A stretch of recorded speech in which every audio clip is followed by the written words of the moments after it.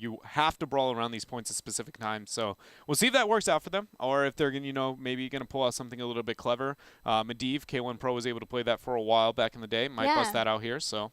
And we have yet to see the Medivh stitches that Tempo Storm like to do, but I kind of get the feeling that Tempo Storm does not want to go the way of cheese. Like, they do not want to get easy victories. Yeah. Even though things are difficult for them in some games, they're still winning the series overall and doing whatever they need to do to improve their solid play without getting the easy win, I guess, in North America, which is refreshing. Yeah, it makes the most sense. It's really going to, in the long run, the best way to be able to improve rather than the easy victories. Always put yourself in a position to be able to, learn something, come out a better team at the end of the day. So what are we seeing potentially in a change in draft? It seems like, again, this might be one where Psalm is again on Zeratul. Yeah. Could be Dahaka for either team too. Ragnaros as well. It's a good one. He can stall for a long time at altars. I think the first thing that I would say when it comes to the draft, at least on the side of B-Step, is again going to be more of putting K1 Pro on an impactful hero. And personally, it's going to be we're on another Li Ming map. I would like to see that Li Ming come up somewhere into this draft for B-Step. Again, just a high-impact hero, one he can make big plays onto. And he didn't look comfortable on melees. Like, let's be honest here. It just doesn't. Like, you have McIntyre, you've got iDream, and you've got King Caffeine. All of those have played Melee at their career, at the best of for some of them, North America, the worlds.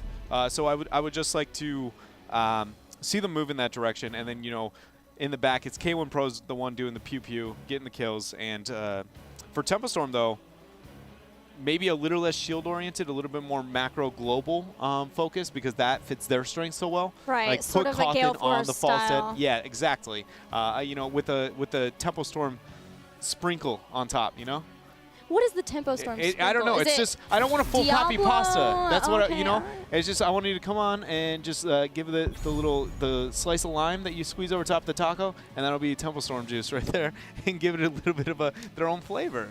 I don't understand why you're making this face. Obviously, everybody at home totally understands what I'm saying right now, and it makes a lot of sense. You're the only one. Tempo Storm juice is where the face came in. Ragnaros' first pick for B-Step. I've got to move away from that combo and fast. Tempo Storm, though, I was still confused. I really thought that given the last composition, it would have been K1 Pro playing Zarya, which seems to me to be more of the way they would have flexed, because not only is it kind of ranged in a way, kind of melee, kind of range. Zarya's weird, but in the past he played the second support too. But either way, Ragnaros is going to be on the side of B-Step. Tempo Storm gets Malfurion and Zeratul, so again, another Zeratul pick. I don't care what B-Step picks, I just want Li Ming in this rotation. Really bad. Or just a huge playmaker. It could be the Vala route. They could go like Zarya, Vala, and it would be okay. But I can't help but feel like the huge, more playmaking-oriented heroes on maps where the poke makes sense. It's going to be hard for Malfurion to deal with that raw burst as long as somebody's there to be able to get the setup. You have Sulfurous Smash to get the follow-up. That is something that I would like to see them use. Make Psalm feel uncomfortable on his voids, not feel like he has free reign. But we'll find out. I'm guessing they're going to pull away from it again. For the second time. If they hold any trend, it's going to be more focused onto their melees, something like the ETC. And then ETC Vala or an ETC, what was the other, like a Tyrael, another warrior, another melee. Yeah, they did Zarya. Zeratul Li Ming last time they played on Towers versus Gale Force, so I don't think Li Ming's out of the question, but Brightwing's choice for APM. It's got a Diablo. Okay. So then surely they're going to ban ETC. And again, restrict Fury. That was... all right, that was the most confusing rotation I think I've ever seen B-Step ever draft in my entire life, to be honest. So let's talk about why. So the Diablo removal, because they're afraid of it, they want to remove the globals on the ETC and the ban phase, and then locking in the Brightwing. But again, it's a scenario where you pick Brightwing, where you need burst healing for the heavy melees that you have in front of you. You have Tacet already off the table. It's unlikely you're going to be able to pick up the Zarya if Tempo Storm has any concern towards that, which they are the highest priority Zarya team in the entire North American scene. And so then why the Brightwing into, again, Diablo needs the most healing. Medivh. It has to be. There has to be a Medivh on the side of B-Step. Yeah. There has to be. And if it doesn't come out, I don't understand this video game anymore. Because they have to know that Tempo Storm's going to look at that and say they need Zarya. Yes, so exactly. We ban They Zarya. need a support. They need somebody to keep people alive. They're either running double support or they're running the Medivh. And I agree. I didn't think about the Zar or the Medivh, excuse me. So now it makes a lot more sense. Putting that in, and it's just like, oh, that, you know, Diablo goes in, eats at harass, getting the heals. Ragnar's the same thing, being able to help the Brightwing, providing the global, banning out ETC. I'm expecting here to remove a global opportunity on the side of Tempo Storm or the False End, personally. And Medivh is just good at being able to delay and deny pickups of altars. So between that, Arcane Flare from Brightwing's another good one. Diablo doesn't have to be forced to go in with, if he doesn't have Fire Stomp up. Ragnaros can delay and deny too. So B-Step now just needs to ban and do you ban False End or ETC? That's what I'm torn on. Because Tempos, I actually think I would ban the False End over the ETC. Just on this map specifically, False End is so dominant. What about Tychus? You know, right, here we go. I don't honestly know. It's been... So is that another warrior then? Instead of Medivh? Not like this. Okay, what's Tempo Storm going to pick? Because I can't puzzle over. I don't know. V-Steps is pretty strange. I mean, the last rotation they made, they opened with the Zeratul Malfurion in the last game, and then their back half of it was, I forgot off the top of my head. They had Falstad Johanna. Yeah, and the Falstad. They could just Falstad Li Ming here. Yeah, those are the two. Not only are those the two damage dealers they like to have on Towers of Doom, but those are also two huge comfort picks for Tempo Storm. If they don't Medivh, I don't have words. I don't really know the direction they were going. It might be, if it's not a Medivh, it might be like a Tyrael. Either way, the Brightwing that early on is just so scary with the Diablo Ragnaros rotation they've already made. Do you think it was something like, we know that Tempo Storm's going to get a global, they have roaming with Zeratul, we have to have a Brightwing, and so they just were scared into it? I guess we'll find out once they actually do the picks. The most terrifying thing in the world right now is if they go like a Tyrael Greymane rotation. It just feels so all-in-y into a Zeratul, and I can see them making that decision. I think they need to stick to a more traditional backline. I would like the Medivh above all. There it is. There it is. Okay. Not what I expected to go with it. All right, so that makes sense. That's why the Brightwing Diablo seems so, you know, weird to me. It seems that they had a game plan. They knew they were going to lock in the Chromie in the back half with the Medivh. Is Chromie still at 100%? She was played today. I know. I think they lost. Misfits lost game number 1 where they ended up running it. So I was in makeup for that. Get wrecked, Chromie. Okay, so at least Claire's can't blame us if Chromie loses here, like they did for Tassadar. What? She can like see the future and stuff, right? And she's still like, we should know that type of stuff. She controls time. She literally controls time. She could go back and fix it, but no, she didn't. She lost anyways. She can see the future. But maybe she can't go back in time to change it. She thought she knew what she needed to change it from the past. If anybody knows me at all, my lore is abysmal. Yeah, non-existent there. Obviously, Johanna is Kel'Thas' sister with that wardrobe. You know, that's what it looks like. that's how far it goes for me. It's just like they're related, right? I was like, where is he going? It looks like Kel'Thas. Not even the same game. I know, but still, that is how little about the world of lore that I really understand. But either way, we got a Chromie Medivh on our hands here for B-Step. It's either going to be really pretty and they're walking away with a B-Step or sloppy. I feel like I'm afraid of what they're going to be able to do. They have stepped their game up. Again, I can't help but compliment them and what they managed to make happen here in week 1, but I don't know if I looked at Medivh Chromie and said, that was the answer. I'm just trying to wrap my head around this a little bit. All right. Temporal Loop. Okay. Probably, although I guess if they can use it on Malfurion, but he'll have Ice Block at 13, but otherwise someone gets cleansed out. What is the... I guess, wait for cleanse. Maybe Diablo can do something to force a cleanse. You want a little Snapple fact this morning of what happened? I'm pretty confident that the draft where we managed to see Chromie, where she ended up losing, they were in fact not against an Ariel. It was into the Malfurion. That Chromie might still have 100% win against the Ariel, but against the Malfurion, I think it struggled. I'm pretty confident that that was the draft that they had. It was a while ago. I was in makeup too. I don't know. Yeah. I guess the hope is maybe they can force out a cleanse and then do whatever they want to do after that with Apocalypse, Sulfur Smash, or on the other side too. It's going to be an interesting one, guys. Medivh and Chromie, let's get into the game and see how that's going to work out for B-Step. Maybe it is the bait it out. Maybe it's bait out the cleanse. I've heard that argument a lot about Chromie, to be honest, and a lot of the time it just hasn't worked. Cleanse is usually a little bit too good and too easy to be able to deal with her. But maybe Medivh's the secret. What if nobody knew except for B-Step? This is their moment. They're going to be breaking it out. Granted, this wasn't their map selection, so somehow I feel like that may not be the case.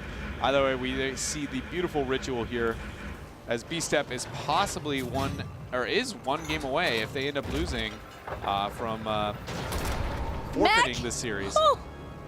Okay. Well, yes, I guess that makes sense because they... Wait, iDream is playing Medivh? K1 Pro's on Rag again? Everything I know and love and understand about B-Step is being called into question this moment. From this. It was the Chromie, huh? Yeah. I thought it would be K1 Pro. No, I agree. I'm very surprised. Or Medivh. K1 Pro is, in fact, not on the Medivh. That is mind-blowing. Yeah, so then I remembered, okay, it's Medivh. K1 Pro played an awesome Medivh when they were playing before. Still not that either.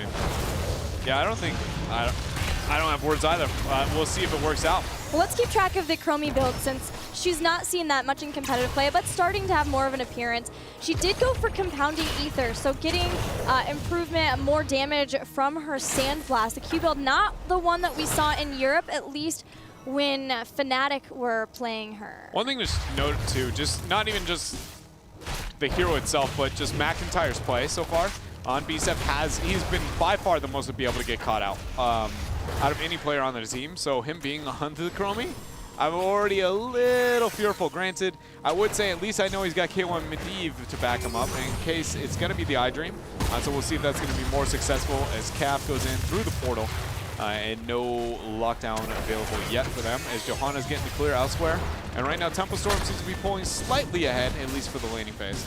Also, something to consider is that iDream is one who can be caught too, and at level 7, he's going to be trying to stack up Master's Touch stacks. It's a very scary time when you're a Medivh player, so I'm hoping that this is one of those practiced B-Step cheeses that we have come to know them for, at least occasionally. 7 seconds onto the Shrine. Rotation shows that Chromie is going to be looking to channel that top right. Ragnaros, Zeratul, and Falset in the mid. It looks like he's going to try and just delay. He's actually staying up there, so it's going to buy time as bottom is going to be the heavy focus here for both of these teams. Interesting decision making here. Channel is going to be completed for Falset. 4 shots now onto the core. Pin into the wall. No responsive damage when iDream is really the only DPS there. Now Falset's trying the channel, and Chromie's going to get that permanent delay. So the rotation for everybody should be committed to bottom now. Yeah, without anybody being able to see Zeratul, Chromie wasn't confident to move in and try to pick up the safe altar for B-Step. But Falset's starting to head down, at least to clear out the mid with Zeratul. Chromie's going to stay in top, and still the fight rages down in the bottom. Iron Skin used from Fury. King Caffeine was trying to body block so maybe they could take him out. But the damage is very light having people down here for B-Step. They don't have Chromie now. They did get Ragnaros, and that'll help a little bit. Here comes Som on the backline, has gone after iDream. Yeah, and Cap ends up getting the, ends up shadow dashing out there. And Chromie is going to make the transition down here, so shots are even. See if they can buy the time for Chromie to get into position. There's APM throwing out another Q. Cattle starts the channel. Calf is already at half HP, so risky though. June ends up eating the W there from McIntyre. Ragnaros used the Molten Core. And they're just poke on poke on poke here for B-Step. It's one of the nice things about having Chromie is that you know it's a free hit on somebody when they start to channel. Good entangling roots from June to stop King Caffeine from getting the final blow onto Fury. Fury has a tap, he's gonna go use it, and still the poke between two teams. But this whole time, Tempo Storm has had Falstad continuing to try to safely soak as he can. And that's starting to get them ahead in experience. Yeah, very Tempo Storm-esque, the 1-4 split whenever the Falstad is available. We'll see if B-Step has the response here because the delay game really hurts whenever the global exists and they get the split soaked there. Fury goes in for one more delay. APM's going to start the channel. June's in range with that Elun's Grace. Buys it. The pin, though, coming out from Cap. Fury is trying to get body blocks. McIntyre barely is going to miss that Q. And for now, the fight is going to continue as Falstad's still soaked on mid, but the shots go over to B-Step. Tempo Storm finally had to give up the altar in the bottom. June was low on mana and then low on health after McIntyre was able to hit him with the Dragon's Breath. McIntyre's build has gone into Piercing Sands, so now he can pierce through, so you can't block the shot. So further allowing him to be able to be the poke machine to stop any of Tempo Storm from picking up altars. And then getting Dragon's Eye. So instead of Mobius Loop, so that he would have his Dragon's Breath more often, more damage if he can hit enemies in the center of Dragon's Breath. And that's what we saw do quite a bit of damage to June. Well, there's Cap who's going to get the overpower in the stun into the wall. Good follow-up there coming up from McIntyre on that Chromie. Zeratul and Falstad are making this transition down as Ragnaros is towards top, so it will be a 4 vs 4 for now. Sapper's pressuring in. There isn't that much wave clear. Medivh and Chromie both struggle in that department, but huge harass going on to June in the back line. Very well done. McIntyre is getting a lot of poke there. Beautiful route onto the portal, and they're going to go right back home. Storm left to try to clean up the rest of the Sappers. Only one will make it into a tower, nearly taking it down, but not quite. However, the Dragon's Breath will grab that for B-Step. B-Step were about a half level behind. The soaking has been really good for Tempo Storm, especially during the altar phase specifically, but Psalm's keeping a watchful eye on Ragnaros as he does this rotation. If someone comes up to help him, it's possible that he could catch him out right here. He's going in, there's a body block. Singularity Spike to slow. There's no Movement way. speed from K1 Pro. Here comes Kotham Luck. And a nice gank from Psalm and Kotham Luck. Very calculated there. Psalm really enjoys trying to use that, you know, standing still into the fog of war where you reflect less light while stealth. And I think that's the second kill we've seen it net him here as the channel onto mid is going to start and down to bottom. The channel for Tempo Storm a little bit earlier. There we see the loop. June is going to eat a lot of harass, but not enough to confirm the kill. But the shots are evenly traded. Portal is used to be able to return. Cap is going to be able to make it out. And what seemed like a losing scenario, being a man down, B-Step with their creative composition is able to go even for now. Master Touch was the choice of level 7 talent for iDream on Medivh, so we'll keep you in the loop about how those stacks are going. Are you going to keep us in the loop? Yeah, the temporal loop. The temporal loop. You nailed it. He's about a third of the way done with them so far. I'm just glad you picked up on that one. You know, I've been throwing out the bad jokes left and right today, and most of them just... But that Sometimes one, I ignore them nailed because it. they are, but I thought that one was pretty good. I like that one. All right, thanks, team. McIntyre is in a tough spot. I don't think he's going to be able to retreat here. Brightwing's going to try and teleport. Does not matter. He is confirmed dead. Chromie so easy to be picked off there by the Zeratul. Until 13, or I guess for her 11. Not something I'm very used to saying. No, right? I'll probably refer to them as the original level or the traditional one. You can just -2. Either way, the 13 struggle for her. She has defensive to be able to deal with the Zeratul, either going into the timeout or going to the bye-bye. Do you have a preference? I personally don't like bye-bye at all. I can understand it into the Zeratul. I just feel like in a competitive standpoint, like getting the timeout and having, I think it's like 8 seconds separated. Yeah, if you 7 can't seconds. ice block for 7 seconds and your team can't save you, you really mess up. Like, you should have died in the first place. It's okay. You deserve to die there. Like, if you told me Malf got a 7-second ice block, imagine the plays Malfurion can make. You know, he'd be ice blocking in the backline forever. Wait, Twilight Dream. So, hopefully, we see that coming up from him, but maybe it'll be the bye-bye. It is safe when Zeratul opens up, you know, instantly starting to hit your back, go home. And I was told by Trick it's actually the best talent in the game because you wave at your opponents, and that's so BM. It was something like that. I don't know. He was like, it's so cool because you wave at your opponents. That's awesome. I've never noticed that. Neither have I. I'll be watching for it if he picks bye-bye. We'll figure it out because we have the shot spawning 10 seconds still are going to happen. No leyline seal for Medivh, but meanwhile, there is still Void Prison for Tempo Storm.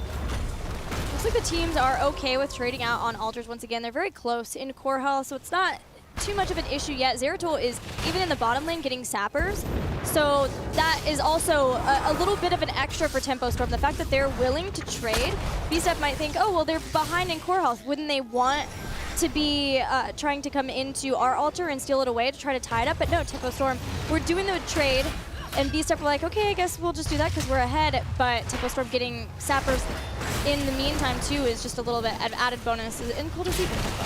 Master Touch now eking above the 50% mark, so a little bit work left to be done here for iDream as the 9-minute mark has been achieved. Sappers pressuring in, Psalm is there. He's going to end up stepping on the trap there set by McIntyre, but this is a 5-man siege down here. Medivh with a beautiful shield. Portal is going to separate him, and those sappers will gain value. So just for reference, McIntyre is all in on his build. He did not get timeout. He did not get bye-bye. He got reaching through time to get the 15% extra range on both Dragon's Breath and his Sand Blast. That's a lot of faith in Medivh. Yeah. That's all I got to say about that one is iDream and McIntyre, you guys, you have some trust system there. A buddy system is pretty much a must-have at this point for the defensives. So we'll see if it works out, though. That range is enough to put Zeratul in a bad spot if he dives that deep in order to try to get onto, the Chromie isolated. Medivh saves her. It might be enough to be able to get a responsive kill, but I am a little afraid of it. 13 talent tier advantage has been hit for Tempo Storm. Again, we're seeing this very tanky, sustainy build for Fury's Johanna, getting the Crusade marches on so Iron Skin's up more often and hold your ground, so the shielding is even increased by 20%. Laws of Hope for health regeneration as well as Regeneration Master. So a super tanky style of Johanna for Fury so that he can tank through a lot of damage because there is the possibility to do that. Blessed Shield is going to be burnt there onto iDream. He has no tools left to save him. Leyline Seal might be enough. No. You got to keep in mind that could have been all of his Master's touch stacks, but he's going to be able to obtain them. A cooldown used there. Blessed Shield on the side of Tempo Storm Shrine up in 3 seconds, and they are just eking towards that 13 talent here. I don't think they're going to be able to pick it up. Well, with Ragnaros, that's going to take a little while, and they've got Chromie in the bottom lane. So between that's a little while where B-Step can stall this out. But can B-Step get 13 in the meantime? Yeah, nobody's looking to just focus on the siege to make sure they hit 13. Now Molten Core is down. Zeratul has transitioned toward mid lane though, so there's no void to be able to force 15 seconds before Blessed Shield. 40 on that Leyline Seal. We have Sulfura Smashes on a 15-second cooldown for now. Calf making the rotation up. 13 has been picked up. Sappers are going to be going in here for free onto that bottom bell tower, almost down, and now Psalm getting the engage.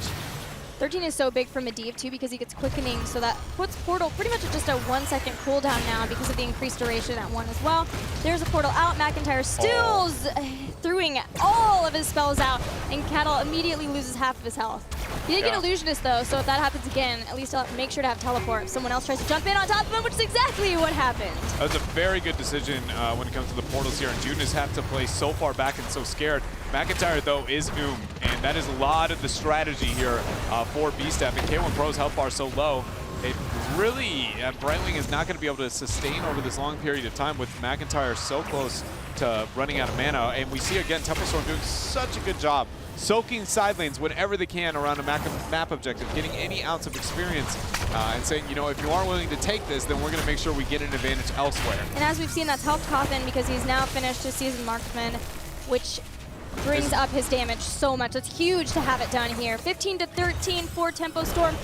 Playing the patient game around this altar. Yes, they can't pick it up, but they know that a lot of the members of B-Step are just sitting here waiting for forever, and it allows Tempo Storm to continue to soak until they can find a favorable engagement. Yeah, and McIntyre now has restored his mana. He's trying to throw out the spells, not hitting too much of a harass. Mothing Gust? Oh, he's in a tough spot, though. He's pinned the wall. There's going to be the Void Prison, though, Gilly, and iDream's going to be able to save Calf. iDream saves Calf, throws out a portal too. Calf's going to jump right back into Portal Loop, goes down. Ice Block to stop it from happening to June. And I think that K1 Pro should be going down here. Great Roots to hold on to him. They're doing whatever they can to keep Ragnaros alive, but it wasn't enough. A second kill, Reset City now for, who is on? It's Psalm. Nope, it's not on Psalm. Caterpillar playing Lee Ming. Yeah, he's able to get those 16 talent tier here. Shots are going to be channeled. 5 bell towers in the hands of Tempo Storm, setting the court now to 23 for B-Step. The first time, core-wise, Tempo Storm has managed to be able to pick up the advantage here. We talked about the Medivh, the Chromie, the creativeness on the strat. I kind of see where it was coming from. It just doesn't seem like it has enough, really, to be able to face it. And, picking up the Brightwing pick and talking about the global is a response to what we see Tempo Storm doing. At no point has I ever seen Brightwing split pushing to justify that prioritization over those beefcakes that we do see for the rest of the composition of B-Step. Yeah, and the whole time in the poke war that was happening over the altar, Cawthon not only soaked up to 16 for his team, but even got the bell tower at the bottom.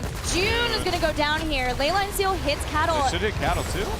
They're not going to be able to force the Sapper's not going to be moving into the core, but there's no Gust to ensure that they are. So there is. He's not going to make the transition out to make sure that those go in. I guess maybe they didn't want to use Temporal Loop there after they took out June? I guess not. I thought it was at the time, but I don't feel like they wanted to commit that many resources, I guess. Either way, the boss is now going to be cleared here for Temple Storm as Bell Tower is being converted over to the red team once more for B-Step. 16 tier is going to be within reach as the next Temple spawn. Molten Core is going to be able to buy time if not. And it's back to even, but overall, it's 4-1 when it comes to kills. Temple Storm has had control in the macro department, and when it comes to team fights, they've really been winning. But Medivh now, with his Master's Touch, almost completing. Maybe that could turn it. Temple Storm would love to take down the Bell Tower in mid just as this triple altar phase happens. That would be magical for them, and that's why we see them pushing in. There it goes down. 3 altars in 12 seconds. They just need to get out of here and get as many shots as they can off of this altar phase to push them into lethal range. All right, a lot of harasser coming out from McIntyre. Ends up hitting the double Q there onto Cattle and June. Pretty much as value as you can possibly get. False head channeling in the top right, or excuse me, left. Zeratul into the top right. Good delay coming out from Mac though. It's going to force the void. We do see Ragnaros making the transition. Brightwing as well.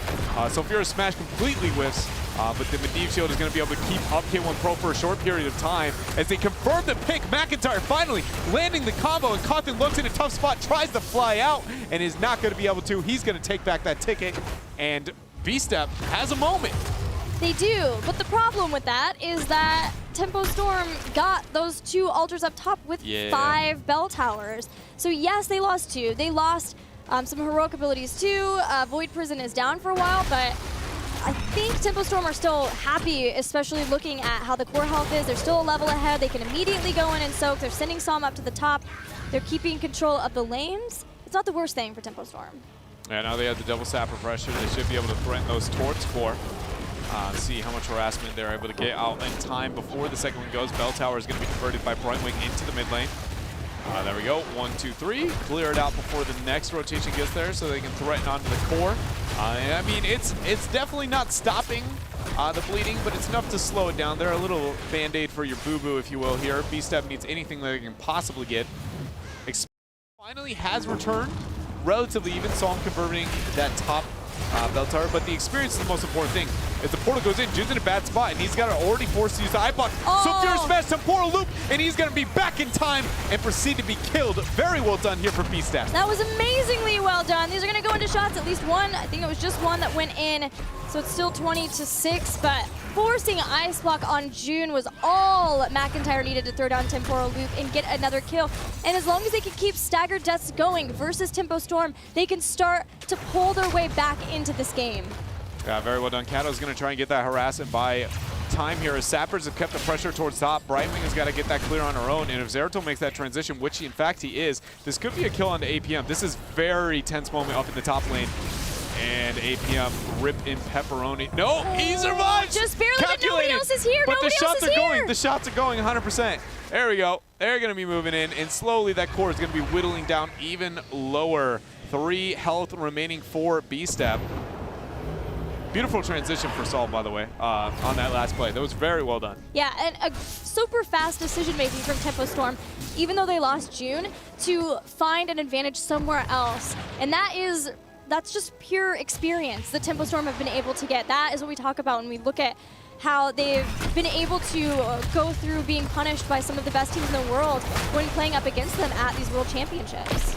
Yeah, and so 20 now is almost available for B-Step. Tempo Storm obviously being able to pick up that